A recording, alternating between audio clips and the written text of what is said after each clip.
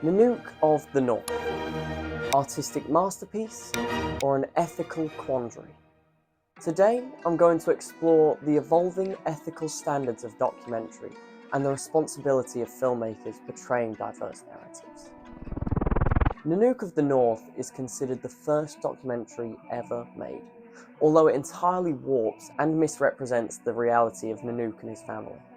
Throughout the film, Flaherty is constantly stringing us a web of lies, from the casting of characters and even claiming that Nanook was dead. While Nanook was alive and well, Flaherty took his film back to the US and lied about the story, lied about the people, and lied about their way of life. Nanook isn't even his real name. His real name was Alla Karalak. But is this unethical? At the time, a documentary had never been seen by the masses, and Flaherty had no moral standards to abide by. In the words of esteemed screenwriter Robert Sherwood, there have been many fine travel pictures, many gorgeous scenes, but there has been only one that deserves to be called great. That one is Nanook of the North. So is this film fine because of how old it is? Maybe, but ethics have changed. Documentaries can't do this kind of thing anymore, and this is the reason for my exploration into documentaries' evolving ethics.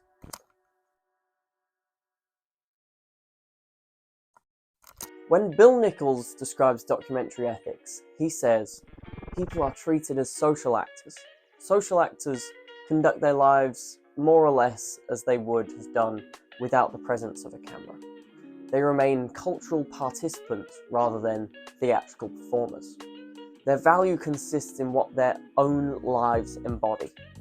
Their value resides not in how they disguise or transform their everyday behaviour and personality, but in how their everyday behaviour and personality serve the needs of the filmmaker.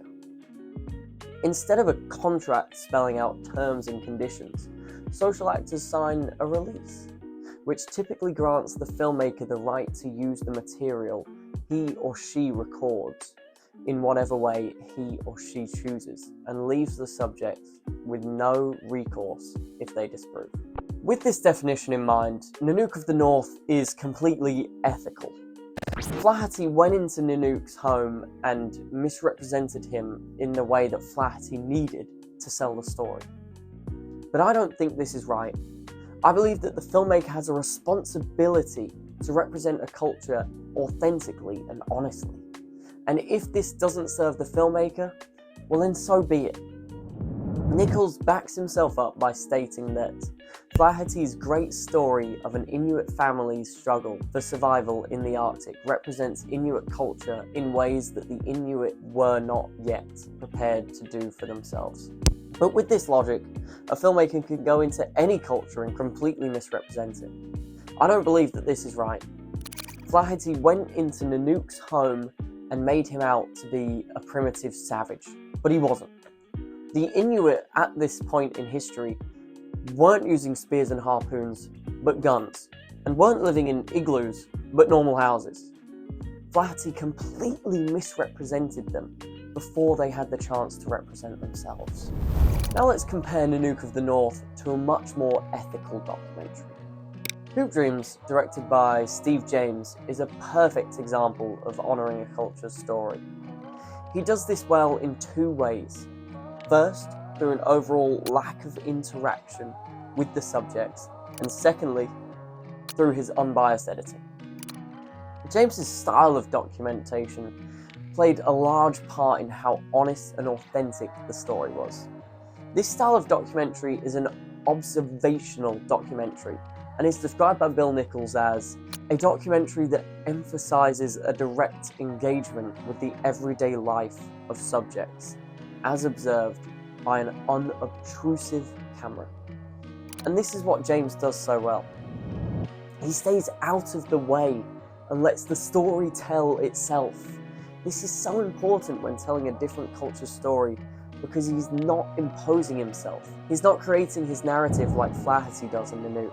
If you think about the shots that Flaherty set up, they're so intentional, so constructed, whereas Hoop Dreams shots are just off the cuff. The filmmaker is just there, not interrupting, not orchestrating anything, but they're just there. My final point will be on the editing of ethical documentary filmmaking.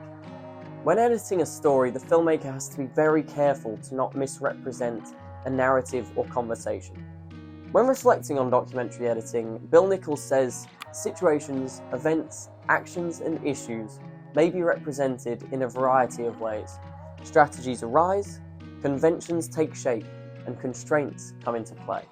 An example of a documentary that edits a narrative unethically is American Factory. The story never has a chance to breathe, never has a chance to tell itself, because the editing is so abrupt and forces a story of China versus the US.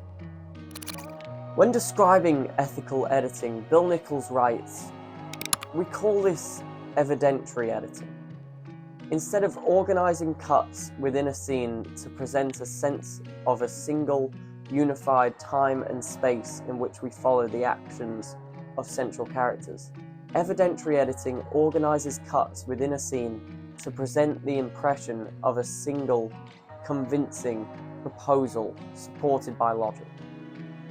This is the importance of ethical documentary editing, presenting the impression of a single, convincing proposal supported by logic.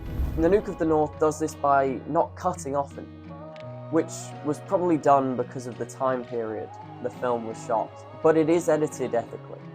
However, this doesn't make up for the fact that the story is a complete misrepresentation of a culture apart from the filmmakers. No amount of ethical editing will hide this fact. Ethics within documentaries is a constantly changing metric. Something that was done just 10 years ago could now be considered offensive. Everybody deserves a chance for their story to be told in a way that ethically and truly represents them.